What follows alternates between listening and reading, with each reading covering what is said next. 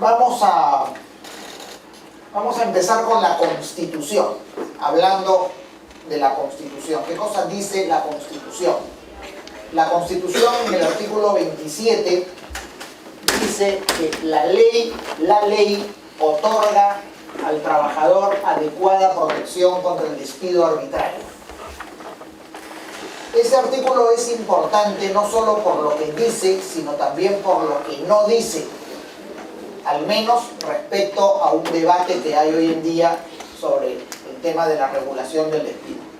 Porque el artículo 27 de la Constitución actual es una respuesta, o pretende ser, y ahora puedo decir, usando el pasado, pretendió ser una respuesta al artículo 48 de la Constitución de 1979. No se puede entender el régimen de estabilidad laboral o de protección contra el despido que hoy día tenemos si no se conoce lo que fue el régimen anterior. Y el régimen anterior, en parte, estaba basado en lo que decía la Constitución de 1979 en su artículo 48, que señalaba: el Estado reconoce el derecho a la estabilidad en el trabajo.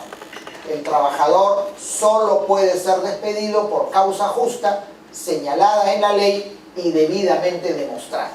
Eso es lo que decía el artículo 48, que por tanto establecía el régimen de estabilidad laboral como sistema de protección frente al despido. La estabilidad laboral es una figura que ha sido muy cuestionada, muy discutida, muy objetada, sobre todo obviamente por los empresarios, no por los trabajadores. Y la Constitución de 1993, en el contexto de la dictadura neoliberal fujimorista y de la flexibilización del derecho del trabajo, pues pretendió con el artículo 27 decir, si no lo contrario, por lo menos algo muy diferente. Artículo 27 que no se refiere para nada al derecho a la estabilidad laboral y que además se puede entender como una norma de remisión, en tanto lo que hace este artículo es encargar a la ley que dicte una norma sobre protección contra el despido arbitrario. La ley otorga al trabajador adecuada protección contra el despido arbitrario. Sin embargo, este artículo 27 dice algo. No se limita a decir la ley regulará el despido. Esa sería, por ejemplo, una típica norma de remisión. La ley regulará el despido del trabajador. Pero esta ley, esta norma, el artículo 27, algo dice. Porque dice, la ley otorga al trabajador adecuada protección contra el despido arbitrario. Entonces aquí está definiendo dos cosas. Primero, que hay que proteger al trabajador contra el despido arbitrario, con lo cual la Constitución está diciendo que el despido arbitrario está prohibido, obviamente, porque si no, no habría que proteger al trabajador. Se le protege de algo que es malo para el trabajador, que es perjudicial, que le hace daño. Entonces la Constitución está proscribiendo el despido arbitrario. Otra cosa es definir, lo cual corresponde a la ley, qué debe entenderse por despido arbitrario, pero en principio todos tenemos una noción de cultura general de lo que es la arbitrariedad, ¿no? Algo abusivo, algo sin razón, algo sin fundamento, algo caprichoso que daña el derecho de otra persona. Entonces, la Constitución prohíbe el despido arbitrario. Y en segundo lugar, establece una adecuada protección. Fíjense ustedes que no habla de protección, sino de adecuada protección, por lo cual nos está diciendo no cualquier protección, sino una protección adecuada. Con lo cual, por ejemplo, aunque no voy a hablar de este tema hoy día, alguien podría preguntarse si en el caso de la microempresa, en que el despido arbitrario se repara con una indemnización de 10 días por año y no de sueldo y medio, estamos en presencia de una protección adecuada o inadecuada. Porque claramente la Constitución no habla de cualquier protección, sino de una adecuada protección, es decir, una protección suficiente una protección que tenga un efecto disuasorio para el empleador. En buena cuenta, una protección que, si hablamos de indemnización, no sea tan barata que no constituya ningún obstáculo para despedir, que casi equivalga al despido libre. Bueno, entonces esto es lo que dice la Constitución del año 1993. Y sobre la base de esta Constitución se va a estructurar la legislación. Es verdad que el decreto legislativo 728 es anterior a la Constitución, porque el decreto legislativo 728 es de noviembre de 1991 y la Constitución pues fue aprobada en el referéndum con ajustes, como ustedes saben, por menos de 2% del 31 de octubre de 1993, el día del Halloween o de la canción criolla, y en esa noche de brujas, según todos los datos que se tiene, pues hubo algunas cosas extrañas en el jurado y al día siguiente apareció que se había ganado por 51 contra 49 el sí respecto del no. Bueno, 93. Pero el 728 no había abolido la estabilidad laboral que regía anteriormente con la ley 26.514. Había establecido un régimen de transición, porque había dicho que la legislación anterior regía para los trabajadores ingresados antes de entrar en vigencia el decreto legislativo 728. Y este en plenitud regía para los trabajadores ingresados con posterioridad. Y además no se había eliminado la figura de la reposición, sino que se había dejado a criterio del juez. Si el despido se declaraba, bajo la terminología nueva, arbitrario, el juez decidía si se otorgaba una indemnización o se disponía la reposición. Pero ya después de la Constitución del 93, a través de varias leyes sucesivas, hubo aquí en esto una gran cantidad de normas que se fueron dando. No voy a entrar en detalle porque no acabaríamos nunca y no tenemos ningún objeto de que presentar el panorama global. El hecho que después de la Constitución se dijo, bueno, claramente la Constitución no admite ninguna forma de estabilidad laboral, y entonces ya se modificó el 728 y se estableció en buena cuenta el esquema que ahora tenemos, ¿no?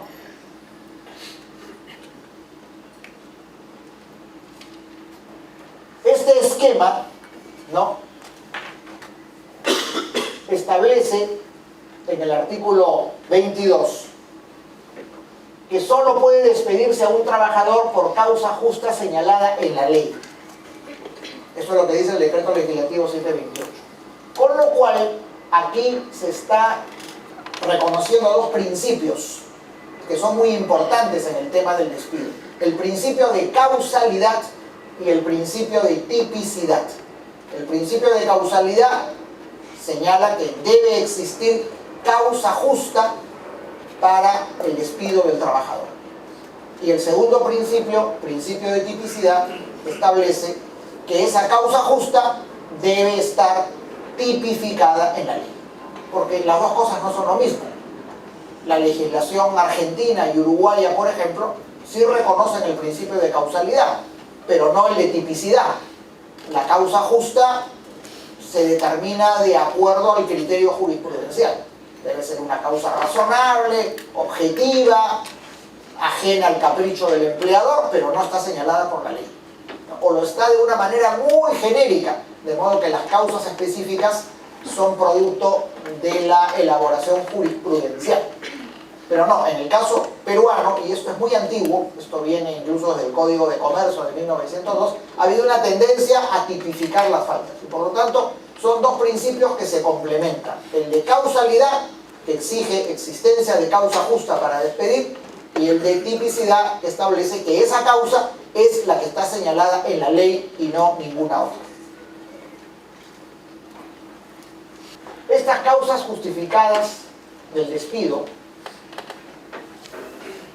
están relacionadas a la capacidad del trabajador y a la conducta del trabajador, ¿no? Estas causas pueden estar vinculadas o a la capacidad o a la conducta. A la capacidad, en realidad, son causas vinculadas a la pérdida de capacidad del trabajador, ¿no? Básicamente por un tema de salud física o de salud mental, ¿no?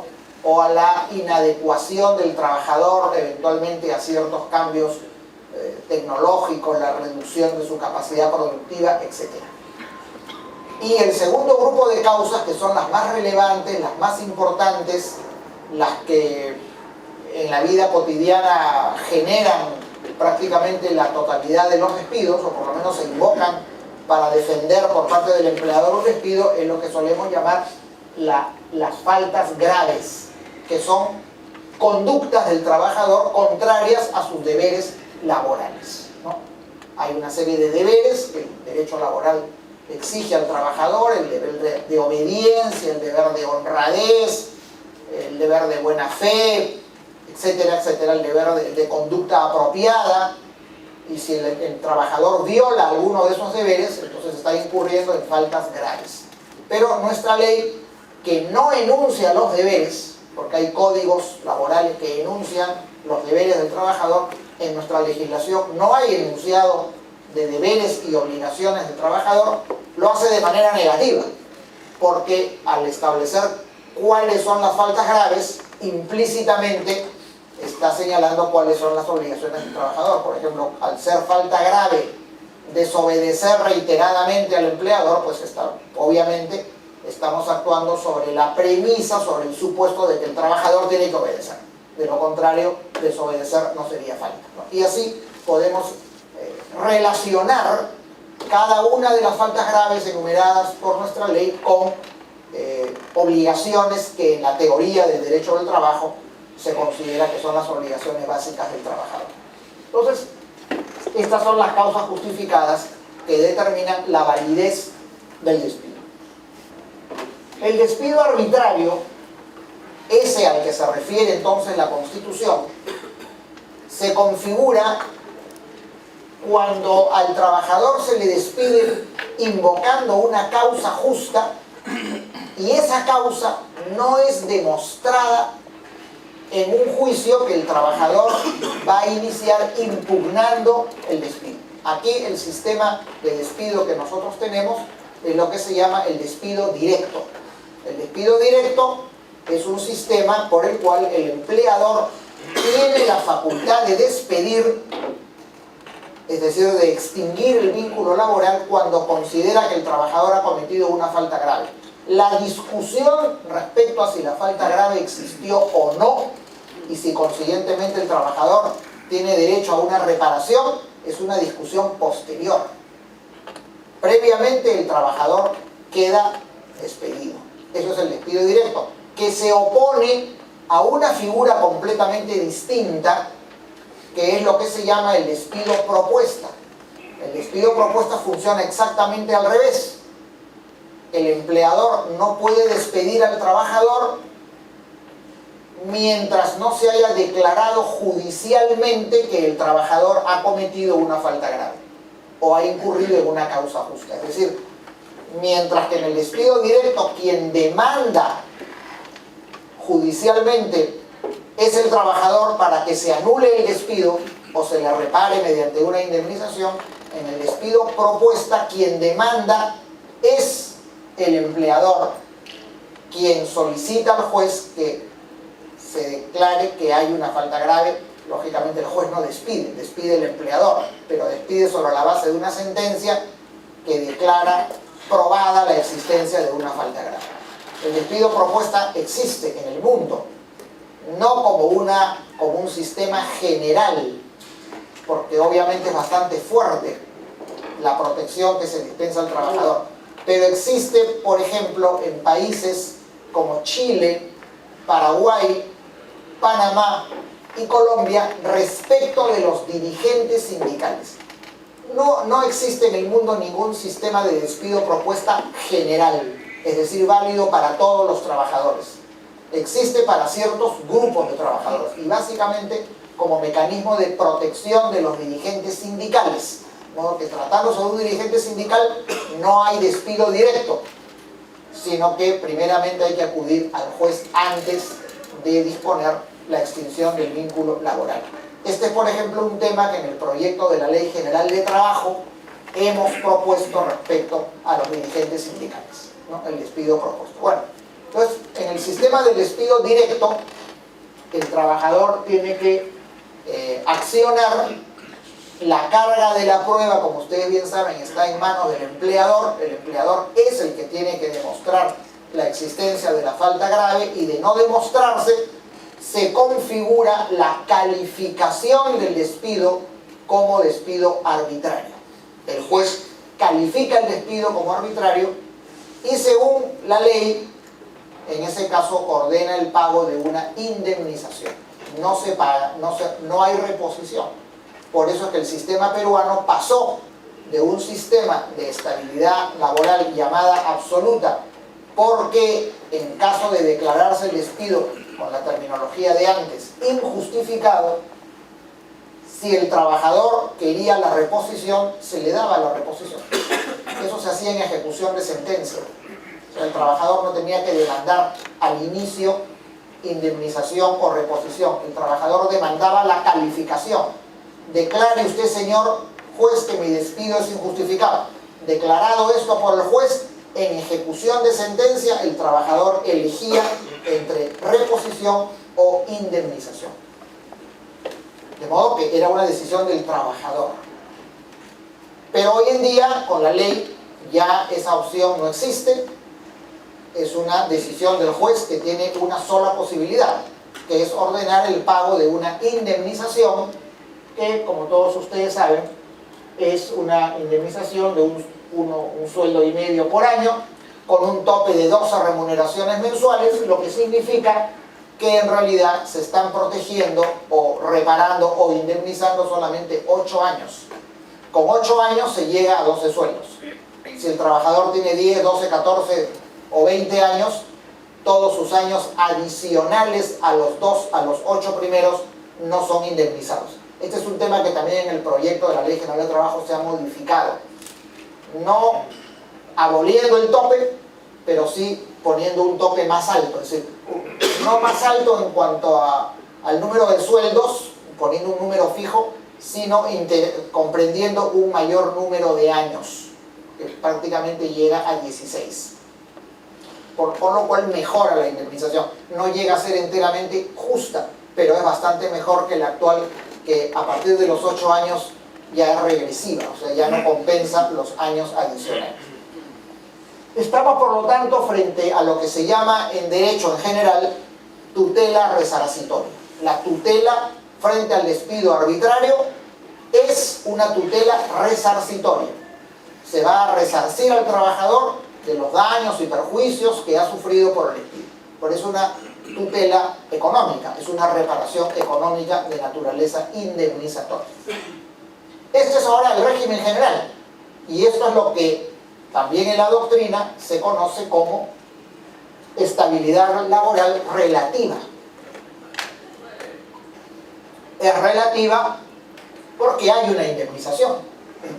Si no hubiera nada, si no hubiera indemnización, lo que tendríamos es una ausencia total de estabilidad laboral, un despido libre.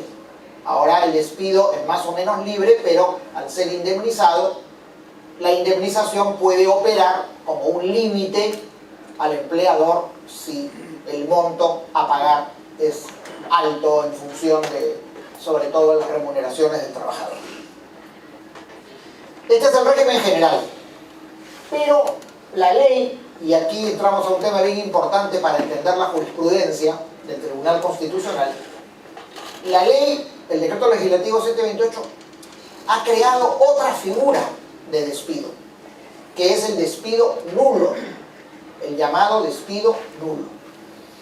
El despido nulo es un despido que está referido a ciertas conductas del empleador, no del trabajador, que están enunciadas en el artículo 29, que son 5 incisos, pero que en realidad los podemos reducir conceptualmente a tres supuestos, ¿no?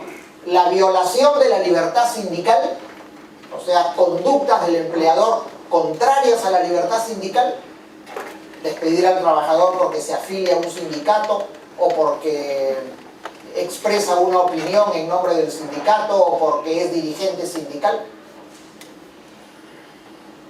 La violación del principio de no discriminación, que puede ser por diferentes motivos, raza, color, sexo, estado civil, etc., edad, una serie de supuestos en los que cabe la posibilidad de la discriminación.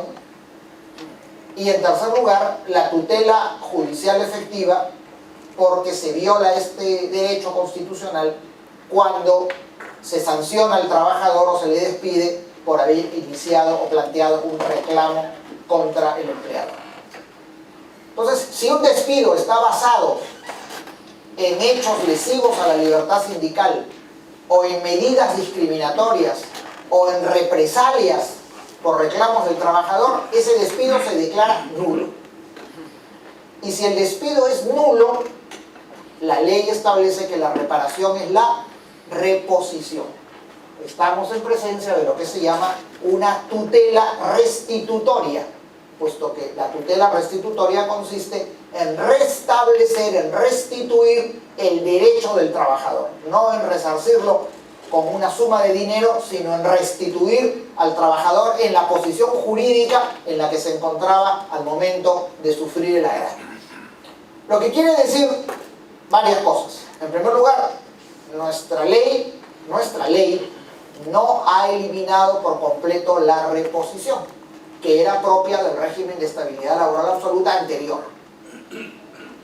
No es el régimen general, pero no la ha eliminado. En segundo lugar, ha referido esta posibilidad de declarar nulo un despido y reponer al trabajador a tres supuestos. Pero si analizamos esos tres supuestos, llegaremos a la conclusión muy sencilla de que esos tres supuestos están referidos a la violación de derechos fundamentales. Los tres supuestos son derechos fundamentales: libertad sindical, no discriminación y tutela judicial efectiva. Son derechos constitucionales. Lo que quiere decir en buena cuenta que el despido nulo es nulo porque viola derechos constitucionales. O sea, la razón por la cual la ley a este despido no lo llama arbitrario y no lo repara como una indemnización, sino como una medida más drástica, vamos a decir, valga la expresión, más reparadora, es porque aquí no se ha violado la ley desde el punto de vista de que se imputa una falta grave que no se prueba. Aquí se está violando la Constitución, se están violando los derechos fundamentales del trabajador, y por eso ese despido se considera de una manera más grave. No es arbitrario, podríamos decir que es mucho más arbitrario, porque viola la Constitución, porque viola los derechos fundamentales, y por eso se le llama nulo. En realidad se le llama nulo por el efecto y no por la causa, porque en realidad debería llamarse despido lesivo de derechos fundamentales, ¿no? La nulidad es la consecuencia de, pero en fin, así ha sido bautizado. Esto es muy importante para entender entonces lo que vamos a ver más adelante, que es la jurisprudencia del Tribunal Constitucional. Porque la jurisprudencia del Tribunal Constitucional, que hoy en día algunos cuestionan públicamente, hasta algunas editoriales de algunos diarios dicen que hay que cambiarla porque supuestamente el Tribunal Constitucional ha restaurado en el Perú la estabilidad laboral absoluta que la Constitución no establece, pues vamos a analizarlo con un criterio objetivo y lógico. ¿Cuál fue la necesidad de la jurisprudencia del Tribunal Constitucional? La ley señala que un despido que viola derechos fundamentales es nulo, pero lo restringe a tres derechos fundamentales. Y entonces la pregunta que hay que hacerse es: ¿y qué pasa si se comprueba que un despido viola un derecho fundamental que no es ninguno de estos tres? ¿Cuál sería el camino? ¿El trabajador tendría que reclamar que el despido se declare arbitrario o nulo? Arbitrario en realidad no es más que eso, porque está claro que hay la violación de un derecho fundamental. pero no podría ir por la nulidad del despido porque el artículo 29 dice que solamente procede en determinados casos. Esto es lo que motiva que en los años 97, 98, cuando se restauró el Tribunal Constitucional, muchos trabajadores, alegando la violación de otros derechos fundamentales, que no eran ninguno de estos tres, plantearon demandas de amparo ante el Tribunal Constitucional, que el Tribunal Constitucional primero rechazó. Hay un par de años en que todas las demandas laborales eran rechazadas en el Tribunal Constitucional, alegando que había una vía idónea para resolver los problemas laborales, que era la vía laboral, donde obviamente esto no se iba a resolver. Pero a partir del año 99, con la sentencia Cosío, el tribunal resuelve un caso considerando que hay violación del derecho al trabajo. Y luego, ya el año 2000, aparece la jurisprudencia de Telefónica a raíz del despido incausado de 560 trabajadores de Telefónica, que fueron despedidos todos el mismo día, utilizando un artículo del 728 contradictorio con el 22. Hemos visto que el artículo 22 dice que para que proceda el despido debe existir causa justa debidamente comprobada, pero el artículo 34 decía que cuando el despido se efectuaba sin probarse la falta o sin invocarse o probarse la falta, o sea, admitía la posibilidad de un despido sin invocar la falta, procedía la indemnización. Obviamente lo de sin invocar iba en contra del artículo 22. Esto es lo que hizo Telefónica. Dijo, bueno señor, usted está despedido porque yo quiero despedirlo, pero le voy a pagar su indemnización de $1,5 sueldo por año. Ese es el caso, ¿no? Y el Tribunal Constitucional sienta la jurisprudencia en la que dice el artículo 34 del 728, en la medida que admite un despido sin invocar causa, viola el derecho al trabajo, que establece el principio de causalidad, ¿no? Y por lo tanto, aunque se pague la indemnización, que los trabajadores no cobraron, por supuesto, para poder demandar, aunque se pague la indemnización, esa clase de despido es lesivo de derechos fundamentales y por eso el Tribunal Constitucional en esa famosa sentencia ordenó la reposición de todo este contingente de trabajadores. Y ahí comienza una jurisprudencia que se desarrolla luego, pocos meses después, en el caso de Eusebio Llanos Huasco, que es otro caso de un trabajador de Telefónica, en que el Tribunal Constitucional ya establece el esquema que voy a explicar ahora, ¿no? No debemos dejar de reconocer la gran contribución que ha hecho al derecho laboral peruano y al tema del despido Telefónica, porque gracias a estas decisiones que han tomado se ha generado la jurisprudencia, porque casi todas las primeras sentencias del tribunal que establecen la doctrina sobre el despido son casos de Telefónica.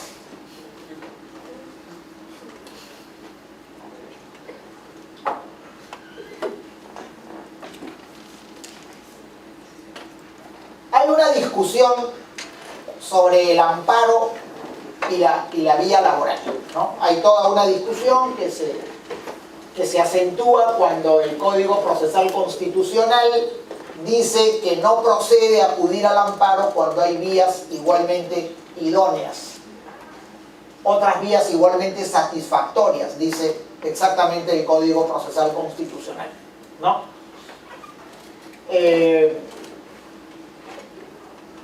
Lo que pasa es que el Código Procesal Constitucional y el Tribunal Constitucional han razonado como si la Constitución vigente en el Perú fuera la argentina, porque la Constitución argentina dice eso, que no se podrá acudir a la vía del amparo cuando existan, dice, otras vías idóneas para la protección del derecho. Eso es norma constitucional en Argentina. Y por lo tanto es lógico que los jueces y las leyes y los jueces desarrollen ese criterio. Pero la Constitución peruana no dice eso. Y dice, lo que dice es que frente a cualquier violación de un derecho fundamental, procede a acudir a las acciones de garantía, vale decir amparo, habeas corpus, habeas data o acción de cumplimiento si fuera el caso.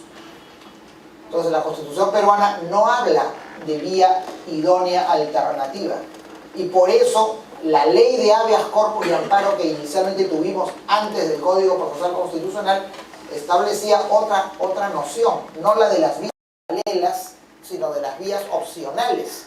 El demandante cuyo derecho había sido violado tenía que elegir entre la vía ordinaria y la vía excepcional del amparo. Solo era improcedente el amparo si el agraviado había optado por la vía ordinaria, en cuyo caso ya no podía luego hacer una segunda demanda por la vía especial o extraordinaria del amparo.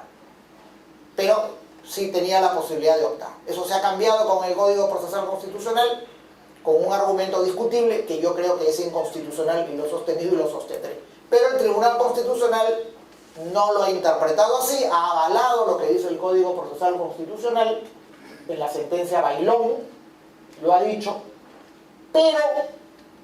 pero el Tribunal Constitucional ha dicho que en materia de despido, cuando el despido es incausado, cuando el despido es fraudulento, el Tribunal Constitucional es competente. O sea, la vía del amparo es la vía procedente. Hasta ahí no habría problema, porque evidentemente para demandar contra un despido incausado o un despido fraudulento no se podía acudir a la vía ordinaria laboral. Pero en cambio, en materia de despido nulo, sí había una vía laboral establecida, como ya lo he explicado en la ley. Sin embargo, el Tribunal Constitucional ha dicho, sin embargo, en esa materia yo también soy competente. No ha dicho muy claramente por qué. Es muy importante los temas, ha dicho, la libertad sindical, pero ha destruido la coherencia de su argumentación, porque en ese caso sí habría una vía incluso más especializada que la del propio Tribunal Constitucional. Entonces, el Tribunal Constitucional ha hecho una construcción teórica en la que dice que la protección contra el despido tiene dos dimensiones. Una dimensión que le llama sustantiva, que establece una protección preventiva, que es en el régimen privado el procedimiento previo al despido, el procedimiento de defensa para el trabajador, y en el régimen público el procedimiento administrativo disciplinario previsto en el decreto legislativo 276 o ahora el que se prevé en la ley del sector público, del servidor público. Y una protección reparadora en la que el Tribunal Constitucional dice en primer lugar que, en buena cuenta, que el legislador puede desarrollar libremente el contenido del artículo 27 de la Constitución y que el régimen resarcitorio, vale decir indemnizatorio, es compatible con los principios y valores constitucionales y que el artículo 34, en cuanto establece la indemnización como reparación frente al despido, al concordar con el artículo 7D del Protocolo de San Salvador, no es inconstitucional. Esto significa que el Tribunal Constitucional avala el régimen general vigente en este momento, el régimen indemnizatorio. No considera que el régimen sea inconstitucional como reparación frente al despido arbitrario. Podemos estar de acuerdo o no, pero eso es lo que el Tribunal Constitucional ha señalado. Por lo tanto, no es cierto, como algunos afirman, que el Tribunal Constitucional haya dejado de lado el régimen indemnizatorio. Al contrario, lo está avalando, dice es completamente válido. No es inconstitucional, al contrario, es compatible con los principios y valores constitucionales. Lo que hace el Tribunal Constitucional es agregar algo, y dice, pero hay también una dimensión procesal, ¿no? En la cual, ¿no? Aparte de la acción, donde está la acción indemnizatoria, que es el pago de la indemnización, se repite lo que ya he dicho, pero dice, además hay una protección a través del amparo. Y esa protección permite la reposición del trabajador. Y el tribunal dice que en este tipo de protección no se está objetando la causa del despido, sino la violación de un derecho constitucional. No su arbitrariedad, sino su inconstitucionalidad. Esto es muy importante, porque el Tribunal Constitucional está diciendo: esto no es un despido arbitrario, es un despido inconstitucional, es otra clase de despido. Yo intervengo, dice el tribunal, cuando el despido es inconstitucional. Si solo es arbitrario, no intervengo. Eso queda en manos de los jueces ordinarios y se repara mediante una indemnización. Por eso es que no es verdad que el Tribunal Constitucional haya restaurado la estabilidad laboral, porque si hubiera restaurado la estabilidad laboral, hubiera proscrito la indemnización y hubiera dicho: la forma de reparación es la reposición, salvo que el trabajador no la quiere. Pero si la quiere, esa es la forma de reposición. No, el tribunal ha avalado el modelo del decreto legislativo 728, pero ha dicho: cuando hay la violación de un derecho constitucional, y ya aquí se produce una ampliación, no solo los que están en el artículo 29 de la ley, sino cualquier derecho constitucional, entonces procede la reposición del trabajador. Entonces, en el fondo, yo creo, y lo he escrito, que lo que hace el Tribunal Constitucional en el fondo es ampliar la figura del despido nulo. O sea, la ley establece un despido nulo por la violación de 3 derechos fundamentales. Y el tribunal lo que dice es: no, 3 no, todos, cualquiera. Posiblemente en la relación laboral no es posible que se viole cualquier derecho constitucional, porque hay algunos que son irrelevantes en la relación laboral. Pero son relevantes en la relación laboral otros, aparte de los 3. Y lo prueba la jurisprudencia del tribunal, que más adelante veremos muy rápidamente, que se pronuncia sobre otros derechos que no son estos 3.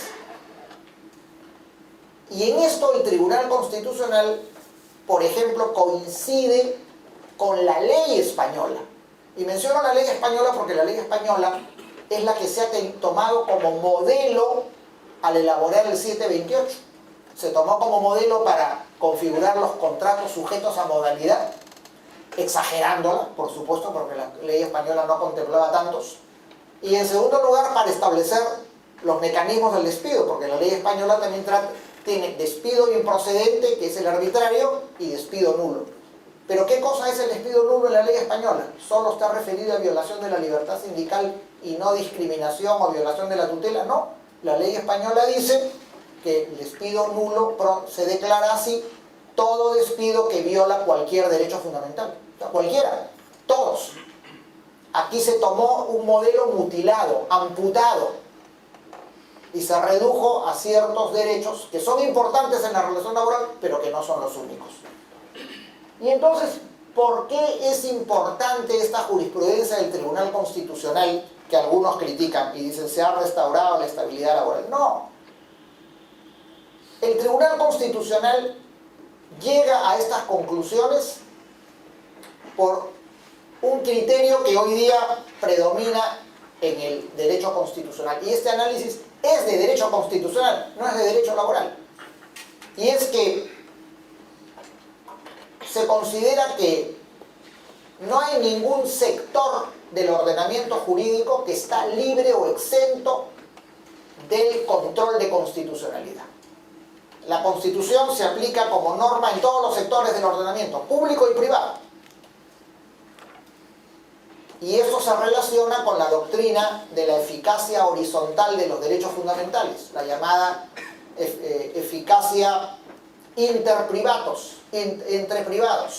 Los derechos fundamentales no son vistos ya solamente como derechos que regulan la relación entre la persona y el Estado, que es la eficacia vertical que corresponde a la primera época del Estado liberal, sino que hoy en día es vista también desde la perspectiva de una eficacia horizontal. Si en las relaciones entre dos sujetos privados, uno a veces dotado de mayor poder, viola los derechos del otro, ese acto puede ser sujeto de un control de constitucionalidad y objeto de una reparación en el caso de que una persona haya salido lesionada en sus derechos fundamentales. Esta es la doctrina del eficaz. Esto está recogido en la sentencia de Eusebio Llanos. Pero el tema de que no hay ningún sector del ordenamiento exento del control de constitucionalidad es muy antiguo. Está en una sentencia del año 99, me parece que es un caso Ojeda, referido a un fiscal que fue cesado por el Consejo Nacional de la Magistratura, y el Consejo Nacional de la Magistratura sostenía que sus actos, sus decisiones al cesar a jueces y fiscales no eran susceptibles de control judicial ni constitucional, o sea que no podía un juez o un fiscal separado del cargo por el Consejo Nacional de la Magistratura hacer nada frente a esa decisión, porque el Consejo de la Magistratura tiene esa facultad. Pero el Tribunal Constitucional dijo, si en ese proceso en el cual se ha cesado a un fiscal o a un juez se ha violado sus derechos fundamentales, sí procede una acción de amparo para la tutela de sus derechos fundamentales. Básicamente el derecho al debido proceso en toda la etapa de ser investigado y sancionado. Y si ustedes recuerdan, el otro gran hito en la prevalencia de esta doctrina fue el gran debate que hubo entre el Tribunal Constitucional y el Jurado Nacional de Elecciones. Es un debate de hace unos 10 años, cuando se estableció que las resoluciones, lo dice la Constitución, que las resoluciones del Jurado Nacional de Elecciones son inimpugnables, lo dice la Constitución. Y el tribunal, sin embargo, dijo, si violan derechos fundamentales, pueden ser impugnadas mediante el amparo. Esto generó un debate durante mucho tiempo, denuncias, el jurado denunció al tribunal y presentó una acusación constitucional. Hubo un gran debate tremendo en el país y al final ha prevalecido la doctrina del Tribunal Constitucional. Unas resoluciones del Jurado Nacional de Elecciones que vulneran derechos fundamentales son susceptibles de impugnación. Entonces, esta es una doctrina general, no es una doctrina hecha para el área laboral, es general, pero el área laboral, el sector laboral, no tiene por qué quedar exento. Entonces, si en un acto privado, como es el despido, cuando un empleador cesa a un trabajador, ese cese viola derechos fundamentales, entonces procede la reparación de ese despido, la declaración de nulidad de ese despido. Muy rápidamente voy a pasar estos cuadros porque estamos en la hora. ¿Cuáles son los supuestos en los cuales el Tribunal Constitucional ha construido la figura del despido inconstitucional? En primer lugar, el despido incausado. Y el despido incausado es el despido en el cual no se expresa la causa, no se invoca ninguna causa, ninguna falta grave, simplemente se despide. En este caso, el Tribunal Constitucional considera que se vulnera el derecho al trabajo. Aquí también hay una discusión, porque tradicionalmente el derecho al trabajo, durante mucho tiempo, se ha entendido como un derecho del que no tiene trabajo a tenerlo. O sea, era una especie de derecho fundamental un poco extraño, porque no era el derecho de todas las personas, sino era el derecho de los desempleados a tener trabajo, no era un derecho de los que tenían trabajo. Esta concepción ha sido cambiada por una sentencia del año 1966 del Tribunal Constitucional italiano, seguida de una sentencia de 1981 del Tribunal Constitucional español, en la cual estos tribunales, bueno, el español siguiendo al italiano, ha dicho que el derecho al trabajo tiene otra acepción, y es que el que tiene trabajo también es titular del derecho al trabajo. Pero en este caso, el derecho consiste en no ser privado de su trabajo sin una causa justa. De modo que se protege al desempleado para que acceda al trabajo, pero también se protege al que tiene trabajo para que no quede sin trabajo si no hay una causa justa. O sea, por esta vía llegamos también al principio de causalidad. Y por lo tanto, de la interpretación conjunta de los artículos 27 y 22, se consideró que el artículo 34, que permitía despedir con omisión de causa, era inconstitucional. Y de ahí en adelante se establece una firme doctrina de que todo despido sin causa, sin expresión de causa, es un despido incausado, violatorio del derecho al trabajo y por lo tanto cabe la reposición del trabajador. Bueno, aquí solamente menciono los titulares. En la misma línea se considera que se ha violado el derecho al trabajo cuando se pone fin a un contrato de duración indeterminada o sujeto a modalidad que ha sido desnaturalizado, porque ya se había convertido en un contrato indeterminado y por lo tanto no puede cesarse el trabajador alegando terminación del plazo. Lo mismo en la terminación del contrato de locación de servicios desnaturalizado, la desnaturalización del convenio de prácticas profesionales y la jubilación forzosa a los 70 años de los docentes universitarios, no en general. Será porque los miembros del tribunal eran todos docentes en ese momento, pero la sentencia está referida a los docentes exclusivamente. Sobre esto pueden ustedes encontrar jurisprudencia. El despido fraudulento, que es una figura que viene del derecho de la jurisprudencia constitucional española, aunque los españoles no la tienen actualmente, pero se desarrolló en España y de ahí la ha tomado nuestro Tribunal Constitucional, que es cuando dice nuestro tribunal con un lenguaje un poco tremendista, cuando el despido se hace con ánimo perverso, ¿no?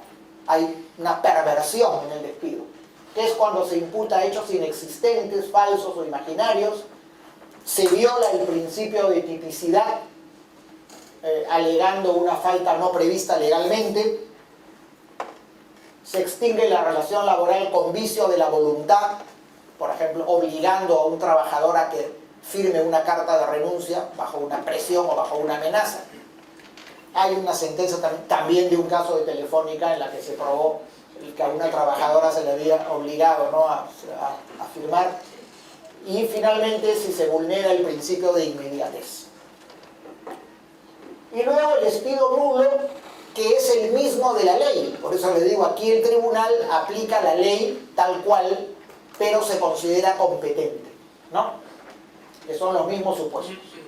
Libertad sindical, discriminación, ¿no? Énfasis en los discapacitados, en el embarazo, trabajador que tiene SIDA y ahora recientemente trabajador que tiene tuberculosis, con la última ley que se ha dado que prohíbe el despido de un trabajador, declara nulo el despido de un trabajador que es despedido porque tenga tuberculosis, ¿no? Y luego la tutela jurisdiccional, la represalia por quejarse.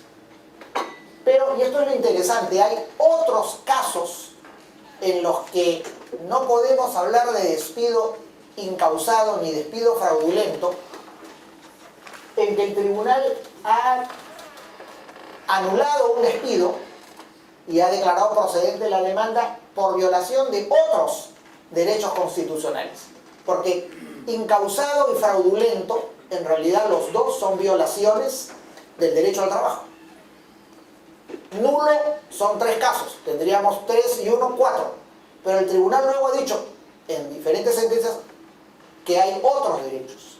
Y por lo pronto hemos encontrado que hay sentencias que consideran inválido un despido por vulnerar los principios de proporcionalidad y razonabilidad. Hay muchos ahora en tema de sanciones, donde el tribunal ha establecido que antes de aplicar sanciones hay que respetar la proporcionalidad y la razonabilidad, viendo lo que dice el reglamento interno de trabajo, etcétera, etcétera. Violación del secreto de las comunicaciones. Está el caso Serpost, que es más o menos famoso, que ustedes ven, y hay 3 casos más recientes, todos de Telefónica, en violación del secreto de la... No digo pues que la contribución de Telefónica hay que agradecerla. Libertad de expresión, también, sobre todo en el caso de dirigentes sindicales que muchas veces tienen que emitir comunicados quejándose pues de la empresa. Lógicamente, esto no protege el insulto ni la injuria. En realidad, el insulto y la injuria no forman parte de la libertad de expresión, simplemente. No forman parte, en general, no de un sindicato, de cualquier persona. Si hay injuria, si hay insulto, eso no puede estar amparado por la libertad de expresión. Pero si no la hay, el hecho de criticar algo de un empleador no convierte eso en una ofensa, ¿no? Y eso es lo que ha dicho el tribunal.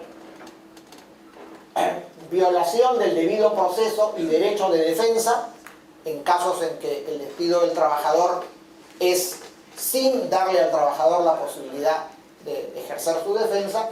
Y finalmente presunción de inocencia, ¿no?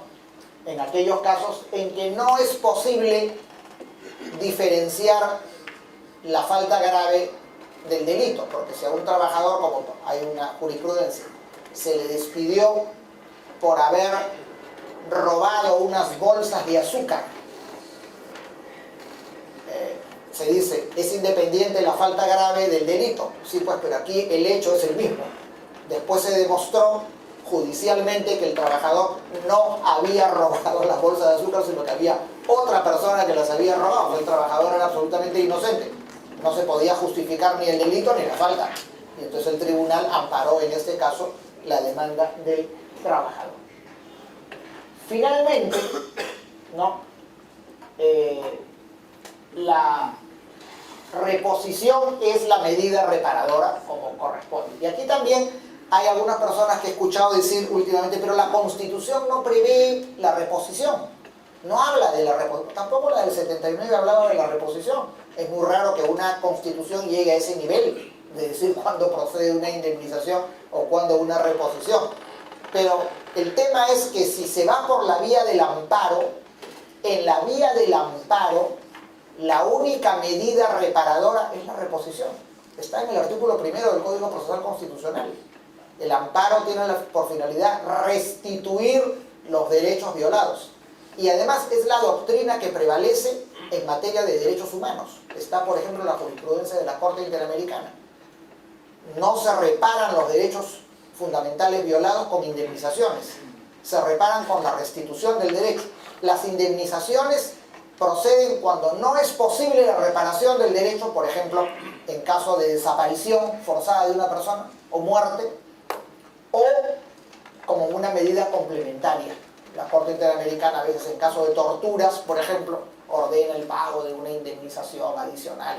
Adicional, no es la medida central, ¿no?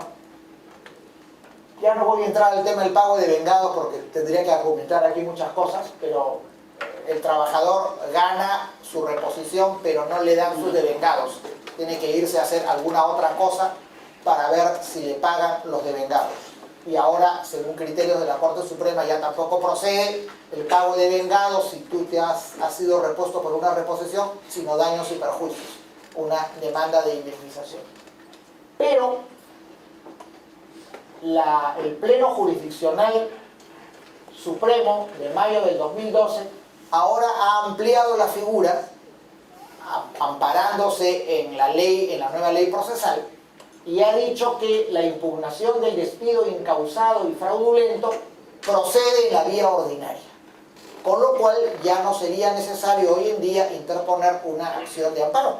Y probablemente que lo que los abogados tengan que recomendar a sus clientes que tienen un problema de este tipo es que mejor vayan a la vía laboral, porque en la vía laboral primero tienen un juez especializado, cosa que es muy importante, y en segundo lugar tienen una medida cautelar incluso desde el inicio del proceso, no como en el amparo, que es más compleja, y además sí tenían el pago de vengados. Ahora la Corte Suprema ha sacado una resolución diciendo que aún si es por la vía ordinaria no procede el pago de vengados, sino la indemnización de daños y perjuicios, ¿no? Pero de todas maneras, con el proceso laboral actual va a ser más rápido pedir una reposición por despido incausado o por despido fraudulento a través del proceso ordinario laboral que a través del proceso de amparo, salvo algunos casos, algunos temas que por su propia naturaleza tengan que ir por esa lista. Entonces, este es el panorama que tenemos hoy en día. En conclusión,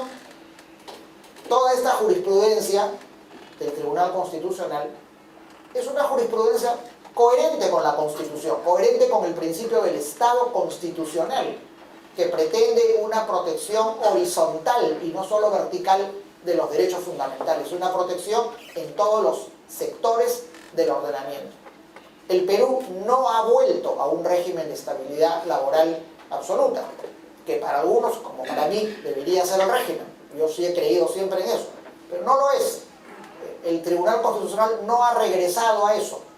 Ha mejorado el nivel de protección del trabajador frente al despido, no cabe duda, pero lo ha mejorado por la vía de la aplicación de los principios y normas constitucionales. Y estos criterios son totalmente concordantes, como digo, con el espíritu de la Constitución. Bueno, eso es lo que yo quería ponerles. Si alguien tiene alguna pregunta o alguna duda, alguna oposición. Estamos en la hora, pero en fin, todavía... Sí, doctor, si habría algún supuesto específico en que el despido no admitiría una reposición, digamos, ahora en el país. ¿Existe algún supuesto específico en que un despido no admite una reposición? Bueno, si el despido se tramita como un despido arbitrario, o sea, es un despido en el que se ha invocado una falta grave, cualquiera de las faltas graves que está en la ley, y no se ha demostrado en el proceso, allí lo que cabe solamente es la indemnización. Al despido nulo o incausado o fraudulento solamente se puede ir si es que no hay causa expresada, en el caso del incausado, o si la causa es una causa inventada o está basada en una prueba falsa, o es un despido nulo según el artículo 29. O sea que hoy día en el Perú la gran mayoría de los despidos siguen siendo indemnizados. La gran mayoría de los despidos siguen siendo... Los abogados en ejercicio, ¿ustedes creen que nosotros a toda persona que viene a consultarnos y a pedirnos, porque todo el mundo cree que la reposición es general en el Perú y que procede porque el trabajador quiere? Muchas veces tienes que decirle, no señor, usted no puede obtener una reposición. Porque analizas el caso y ves que el trabajador en el proceso de amparo tiene que probar, él tiene que probar que el despido viola un derecho fundamental. La carga de la prueba se invierte. No la tiene el empleador, bueno, ya se invierte cuando la tiene el empleador, digamos. Pero regresamos a la regla básica, clásica. El que afirma prueba. En el despido arbitrario se invierte la carga, ¿no? Tiene que el empleador probar la falta, no el trabajador. El trabajador podría en su demanda no decir nada. Podría hacer una demanda de 2 líneas. Soy fulano, me han despedido diciendo tal cosa y yo no he cometido nada. Y que el empleador pruebe, ¿no? Es así el sistema. Pero si el trabajador alega que el despido es incausado, o es fraudulento, o es nulo, él tiene la carga de la prueba. Entonces, no siempre es posible probar que hay un despido inconstitucional. Porque de hecho, no siempre que hay un despido es inconstitucional, ¿no? Pero aún probando que el despido es inconstitucional, si se trata de un trabajador de dirección, por ejemplo, no procedería la... Claro, según el criterio que ha establecido el Tribunal Constitucional, si el trabajador es un trabajador de confianza, entendiendo los de dirección y los que son probablemente de confianza, que no son de dirección, no procede la reposición, ¿no? En ese caso específico sí, dice que solo procede la indemnización. Criterio que a mí me parece totalmente incoherente, porque el trabajador de confianza no es titular de derechos fundamentales. Vamos a suponer que el trabajador de confianza ya está en los supuestos de nulidad, no la jurisprudencia, olvidémonos de la jurisprudencia del tribunal. A un trabajador de confianza lo despiden porque, no sé, en razón de su creencia religiosa o de su opción sexual. O una gerente embarazada. O la gerente embarazada. ¿No puede ir a la nulidad? Por supuesto que puede ir y va a ganar. Y va a ser repuesta, porque no hay otra alternativa. Entonces, con esa misma lógica, debería ocurrir en el otro caso. Más aún, cuando el Tribunal Constitucional dice, no cabe la reposición, pero sí la indemnización. Pero la indemnización, igual que la reposición, es una reparación. O sea que estás en el supuesto de que la causa no es válida. Porque el retiro de confianza no es una causa válida. Si lo fuera, no cabría ni reposición ni indemnización. Es una causa justa, no hay nada que reparar. El Tribunal de Reposición no es una causa, no está en la ley y por lo tanto es un acto arbitrario. Ah, sí, pero como es de confianza, no repongo. Bueno, es un tema que está ahí, ¿no? Claro, porque en virtud del pleno laboral del 2012, ¿no? Que, como usted dijo, facultaba a los jueces ordinarios laborales a reaccionar por despido en causa de fraudulento. Eso no sería, si un trabajador recibe eso por un amparo, por ejemplo, declarar improcedencia por decir una vía igualmente satisfactoria. ¿Cómo no te captas? ¿Sería una vía igualmente satisfactoria al amparo actualmente con los plenos laborales que han salido desde 2012? Sí, o sea, el riesgo es que el juez constitucional, después del pleno, te diga, usted tiene una vía igualmente satisfactoria, aún siendo incausado y fraudulento, váyase por ahí. Tengo la impresión de que no está pasando eso. Algunos jueces, un poco basada en la experiencia y en la manera de razonar, que los jueces de pronto se han dado cuenta que se pueden quedar sin causas. Y entonces han comenzado a matizar, no, sí, pero no, porque es así, en el fondo es así, ¿no? Entonces, antes eran mucho más estrictos, incluso cuando no había esa posibilidad. Los rechazos liminares de demandas eran mucho mayor. Tú podías luego voltear eso en segunda instancia, pero ya te había tomado meses. Ahora yo creo que se ha flexibilizado, como que hay ese tema, entonces todo se va a ir a los jueces laborales y finalmente no olviden ustedes que una gran parte de las causas constitucionales son causas de lo que podemos llamar derecho social, son causas laborales o causas de seguridad social. Doctor, una preguntita. Usted había expuesto que habían algunos supuestos de despidos distintos de alguna manera del incausado o de los tradicionales. Sí, son estos últimos que he mencionado. Sí, sí, correcto. Pero, y hablaba, por ejemplo, cuando se vulnera el principio de inmediatez o cuando se vulnera el secreto de las comunicaciones, en fin, ¿no? Pero ¿no cabría la posibilidad de que esos despidos también tengan una calificación? ¿No serían arbitrarios eventualmente? Dentro de sí, yo no he querido entrar, pero lo he escrito en algunos trabajos. Yo creo que el Tribunal Constitucional, creo que la jurisprudencia del Tribunal Constitucional es correcta, conceptualmente, pero yo creo que tiene errores terminológicos. Y ahí creo que se generan algunas confusiones, ¿no? Yo creo que hubiera sido preferible hablar de despido lesivo de derechos constitucionales como una gran categoría. Y entonces ya no tendría por qué hablar de incausados, fraudulentos, porque en cierta manera se viola el derecho al trabajo cuando es incausado o cuando se inventa una causa que no está tipificada, etcétera, etcétera. Pero el Tribunal Constitucional incluso en algunas sentencias habla de que el despido es arbitrario. Entonces entra ahí en una confusión con la ley. Entonces para mí hay dos grandes categorías, ¿no? El despido arbitrario y el despido nulo. Estoy siguiendo las categorías de la ley.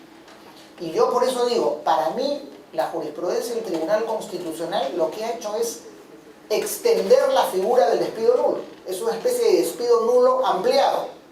El de la ley es un despido nulo acotado a 3 supuestos. Y el del Tribunal Constitucional es un despido nulo general, siguiendo el modelo español. Toda violación de derechos. Pero aquí se han introducido una serie de términos a veces que generan confusión. Yo creo que quizás con el tiempo el tribunal podría depurar la terminología para evitar, digamos, confusiones. Creo que había algo más. Sí, profesor, ¿qué pasa con el plazo para impugnar el despido del artículo 36?